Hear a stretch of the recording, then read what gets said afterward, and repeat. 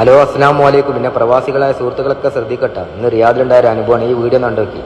സംഭവം ഒന്നുമല്ല, നാട്ടിൽ നിന്ന് വരുമ്പോൾ മാത്രമല്ല, ഇപ്പോൾ നാട്ടിൽ പോകുമ്പോൾ ഇതാ അവസ്ഥ. ഇന്ന് റിയാദിൽ ഒരാൾ നാട്ടിൽ പോകുമ്പോൾ ഒരാൾ എന്നിട്ട് ഒരു ചാർജർ കൊണ്ടാൻ പറ്റുമെന്ന്.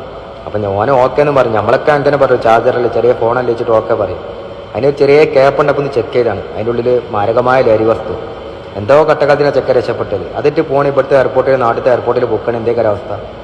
അപ്പോൾ നാട്ടിൽ നിന്ന് വരുന്നവരോട്, നാട്ടിൽ പോകുന്നവരോട് പ്രത്യേകം പറയാനുള്ളത്, അറിയാത്ത ആൾക്കാർ എന്ത് തന്നാലും വാങ്ങാൻ നിൽക്കണ്ട.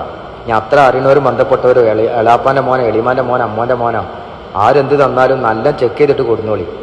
കാരണം എയർപോർട്ടിലൊന്ന് ബുക്കിൻ്റെ ദിവസം ഓരോട് പറഞ്ഞിട്ട് കാര്യം ഉണ്ടാവില്ല. ഇപ്പം നന്നാണ്, എളാപ്പാൻ്റെ മോൻ നന്നാണ്, ഓൻ നന്നാണ്, അമ്മോൻ്റെ മോൻ നന്നാറിട്ടൊന്നും കാര്യം ഉണ്ടാവില്ല.